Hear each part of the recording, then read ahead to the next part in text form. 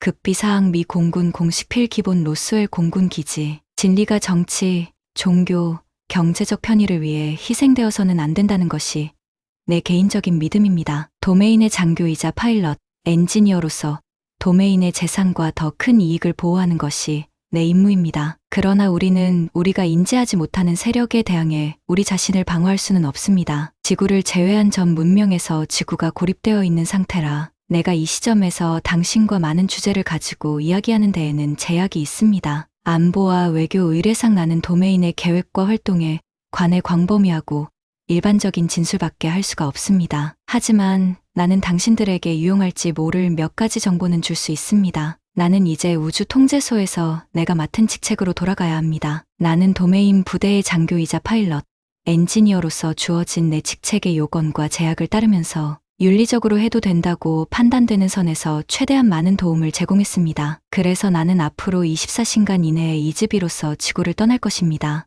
이 말은 에어럴이 타고 온 우주선이 복구 불가능할 정도로 망가졌기 때문에 그녀가 우리와 그녀의 인형 몸을 두고 떠날 것이라는 뜻입니다. 우리는 그녀의 인형 몸을 시간을 가지고 여유롭게 조사하고 해부하고 연구할 수 있습니다. 에어럴에게는 필요에 따라 쓸 수 있는 다른 몸이 이미 준비되어 있기 때문에 그 인형 몸에 더 이상 쓸모도 사적 감정이나 애착도 없습니다. 하지만 에어럴이 지구 과학자들이 그녀의 인형 몸에서 찾을 유용한 과학기술을 특정하여 제시한 것은 아닙니다. 인형 몸에 관련한 기술은 간단하지만 아직 우리 공학자들이 현재의 실력으로 그것의 한 측면을 밝히거나 분석해서 그것을 평가할 수 있는 범위를 훨씬 넘어서서 방대합니다. 그 몸은 생물학적인 것도 기계적인 것도 아닌 지구 타입의 행성에서는 찾아볼 수 없는 고대 기술로 만들어 진 독특한 물질 구성입니다. 앞에서 에어럴이 언급했듯이 수많은 세월 동안 한결같고 늘 굳건해왔던 도메인에는 아주 엄격하고 독특한 사회,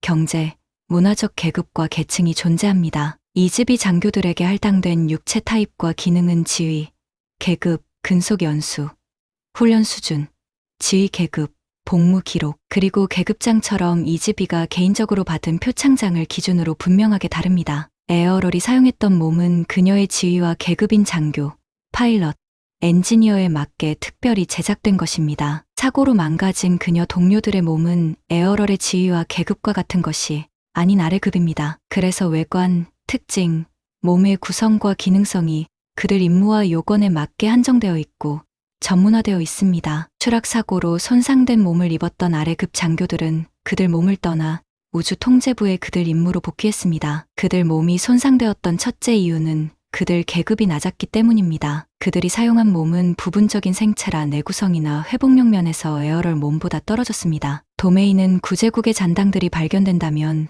그곳이 어디든 그들의 작전 활동을 퇴치하는데 주저함이 없겠지만 이는 은하에서 해야 할 도메인의 주요 임무는 아닙니다. 종국에는 구제국의 마인드 컨트롤 프로그램을 퇴치하고 무력하게 만들 수 있다고 나는 확신합니다만 지금 이 시점에서 그 작전의 규모를 전혀 모르는 것처럼 이 일을 완수하는데 얼마만한 시간이 걸릴지 또한 알 수 없습니다. 구제국의 전자 스크린이 적어도 이 은하 끝까지 커버하고도 남을 정도로 광대하다는 것을 우리는 압니다. 또한 각 동력원과 함정 장치의 탐색, 위치 정보 확보, 파괴하는 일이 얼마나 어려운지 경험을 통해 알고 있지요. 이러한 시도를 위해 자원을 투입하는 일 역시 현재 도메인 원정대가 해야 할 임무는 아닙니다. 이러한 장치와 시설들을 최종적으로 파괴하면 당신들 기억이 회복되는 것이 가능할지 모릅니다. 생이 끝난 후 기억을 지우지 않는 것만으로도 간단하게 회복이 가능할지도 모르지요. 다행스러운 것은 이즈비의 기억이 영원히 지워질 수 없다는 점입니다. 이 지역에는 다양한 비도덕적 활동을 지지하는 활발한 우주 문명이 많이 있는데 중요한 것은 이들이 쓸모없는 이즈비들을 지구에 버린다는 것입니다. 이런 짓이 도메인의 적대적인 행위라거나 도메인이 심하게 반대하는 것은 아닙니다. 그들은 도메인에게 도전할 만큼 어리석지 않습니다. 도메인의 대부분은 지구 자체 내 자원이 영구적으로 손상되지 않도록 보존하는 것 외에 지구 행성이나 지구인들에게는 전혀 관심이 없습니다. 은하의 이 구역은 도메인에 합병되었고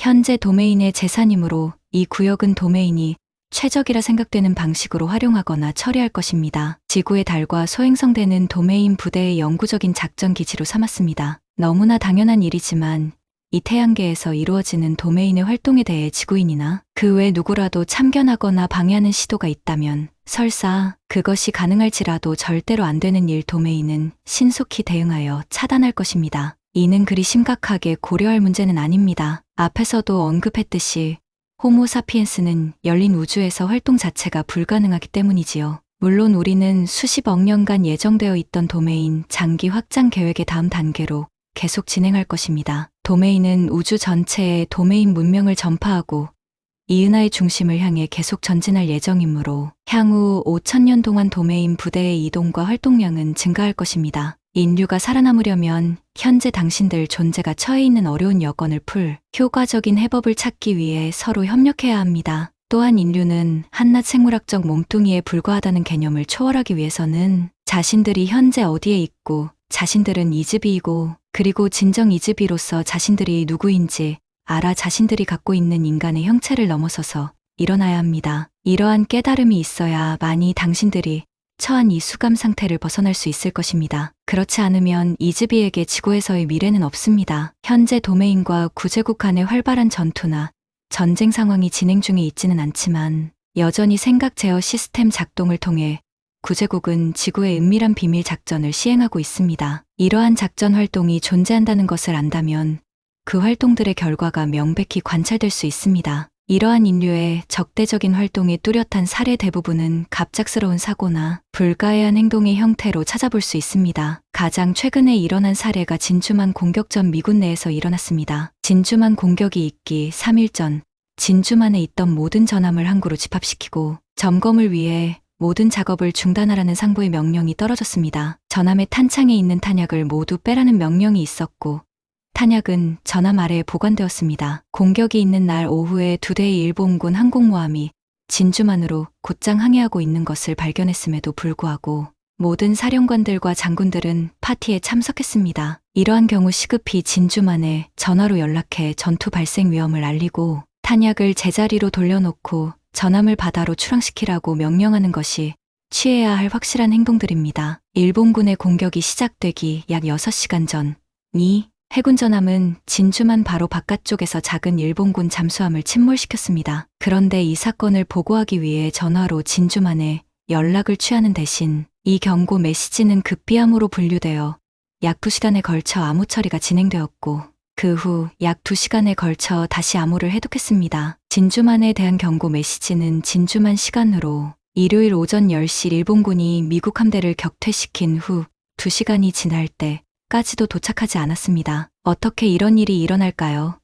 이런 명백하고도 처참한 실수에 대해 책임이 있는 사람들을 불러다 이런 행동과 의도를 해명하라고 세워놓고 추궁하면 그들이 자신의 일에 상당히 충실한 인물들이라는 사실을 당신도 알 수 있을 것입니다. 그들은 평소 나라와 국민을 위해 그들이 할 수 있는 최선을 다하는 사람들이지요. 그러나 갑자기 전혀 모르는 알아차릴 수도 없는 뭔가가 이렇게 있을 수도 설명할 수도 없는 상황으로 끼어듭니다. 구제국 생각 제어 시스템은 좁은 소견을 가진 야비한 족속들의 소그룹에 의해 운영되고 있습니다. 그들은 내버려 두면 완벽하게 스스로 자라낼 수 있는 이즈비들을 통제하고 파멸시키려는 것 말고는 다른 목적도 목표도 없는 아주 흉악하고 교활한 게임을 하고 있는 것입니다. 인위적으로 만들어낸 이런 종류의 사고들은 마인드 컨트롤 감옥 시스템의 관리자들이 인간들을 강제한 결과입니다. 감옥 관리자들은 지구 이즈비들의 억압적이고 전체주의적인 활동들을 언제나 조장하고 선동할 것입니다. 그러니 수감자들끼리 싸우지 않게 할 이유가 있습니까? 지구 정부를 운영하는 미치광이들에게 힘을 주지 않을 이유가 있습니까? 지구에서 범죄적 정부를 운영하는 자들은 구제국의 은밀한 생각, 제어 시스템이 내린 명령을 그대로 잘 보여주는 거울입니다. 이 마인드 컨트롤 시스템이 인류에게 남아있는 한 인류는 오랫동안 이런 식으로 빛이 차단된 곳에 머무르게 될 것입니다. 그때까지 지구 이즈비는 계속 다시 태어나고